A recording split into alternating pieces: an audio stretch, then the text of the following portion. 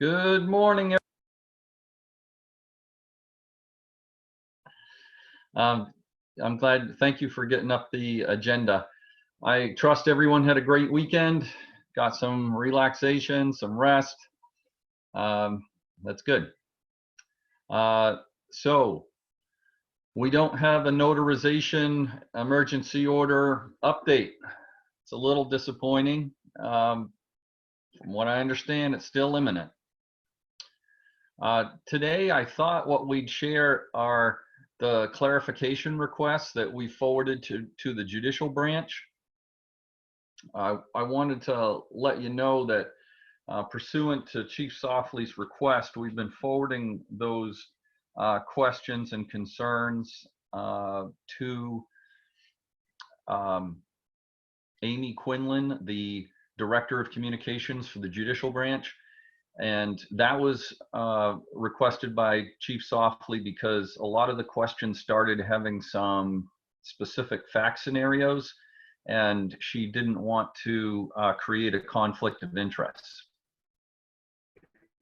So Amy Quinlan is somehow filtering through those, and let's try to keep our questions to, as much as we want to be able to give real world scenarios to the judicial branch, let's try to make it easier on MSBA staff, myself, and also for faster responses that we stick to a generic question on how it applies to a rule or to an order that the Chief Justice has made.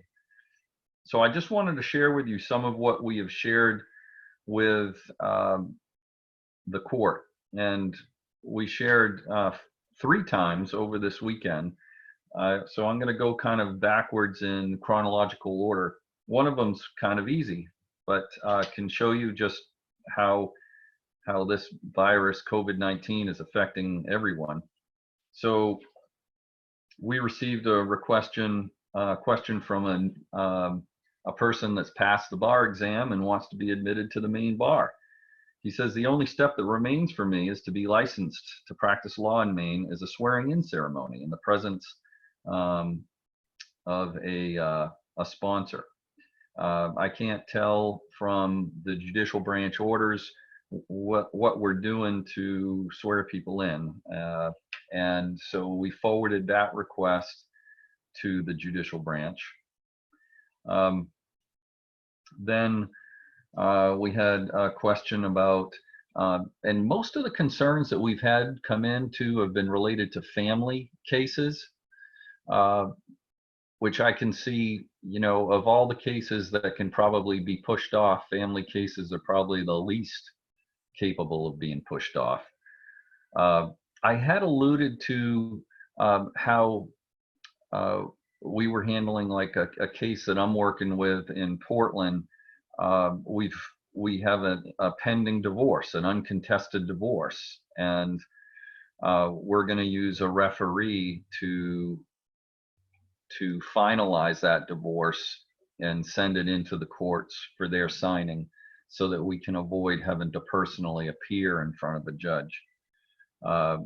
That's how we're handling like an uncontested divorce, and how you can still handle, I guess, a lot of the family issues if you've got the resources to do it, essentially.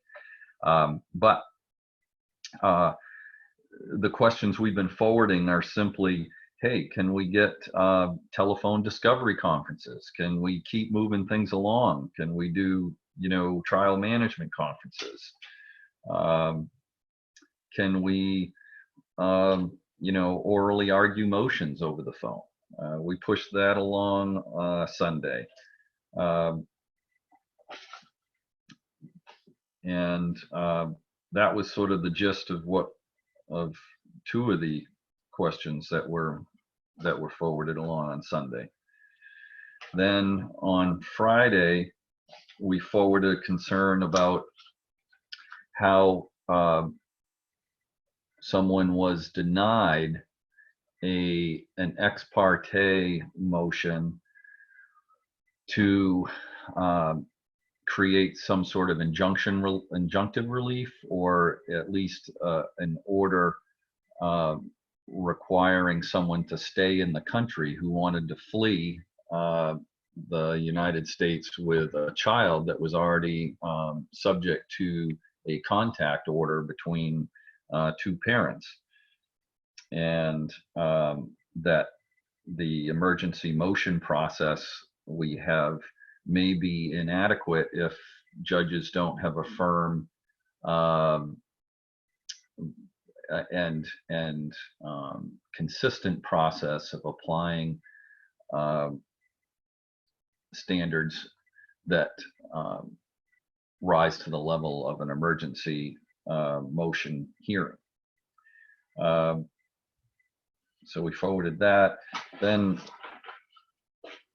we summarized a lot of our issues on Thursday for Amy Quinlan.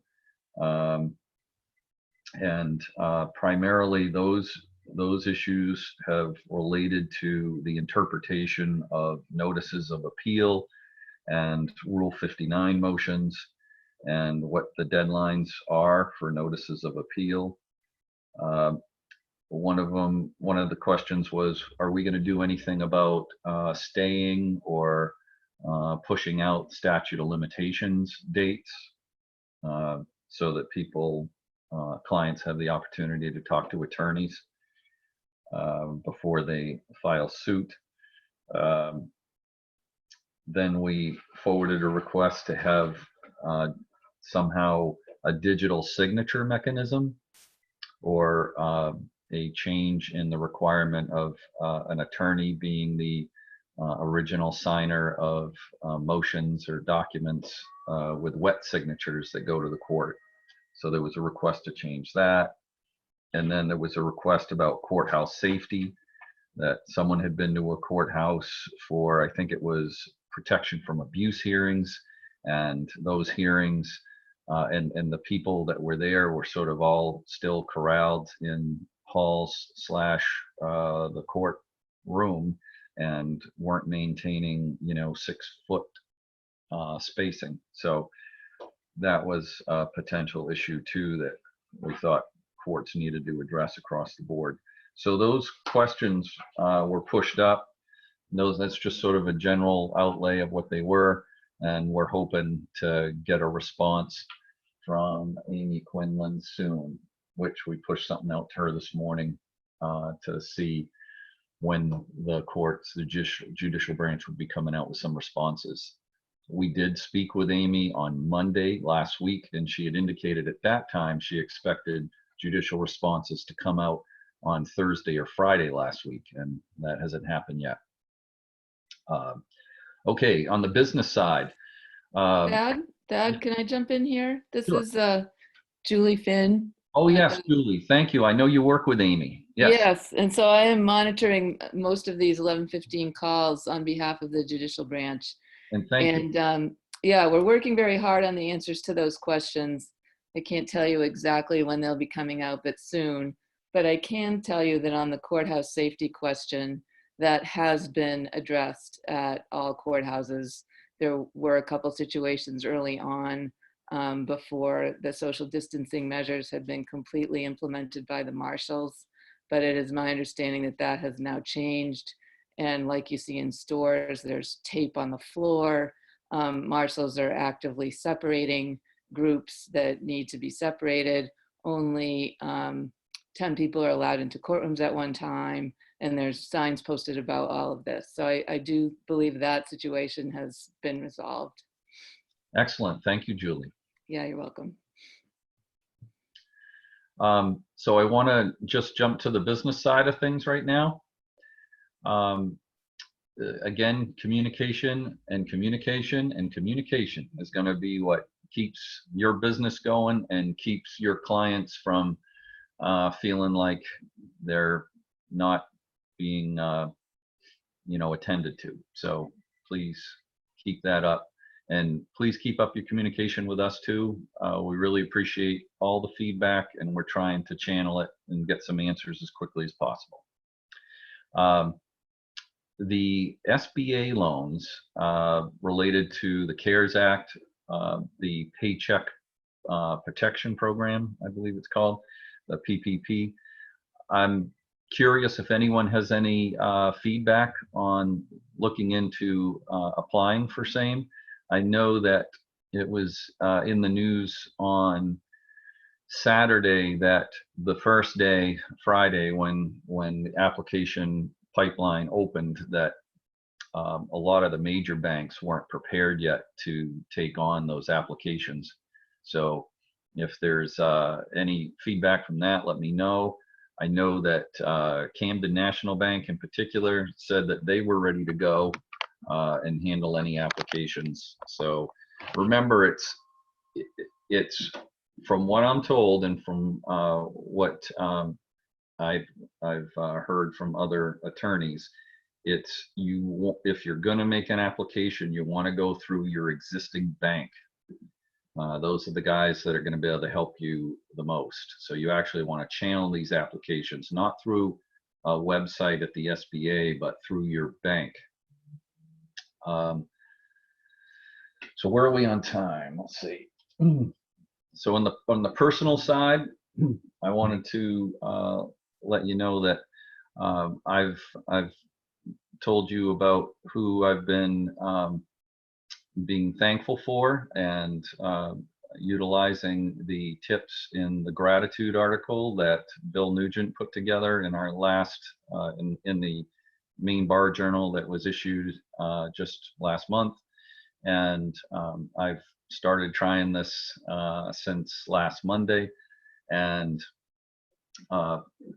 this weekend I had guard duty. We did most of it virtually, but I'm thankful for my guard folks, all the individuals I work with. They're all doing their best, and they're all trying to make sure that we stay safe. Excuse me 1 second.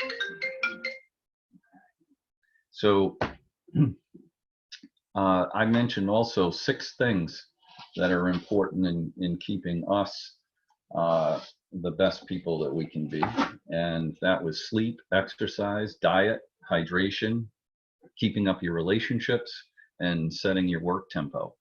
And as far as, and so I'm highlighting relationships today. And again, the best thing that you can do is reach out to people, your colleagues, your friends, your neighbors, your family. One of the things that I've been doing just for on my end is I've been sending thank you notes where I see, something that I want to share with people. So I've been trying to put out at least one thank you note a day, because I know that there are more people to thank than even that, but it's something that I can personally commit to. So that leaves us with 1 minute for questions. Are there any questions that someone wants to air right now that we can try to address?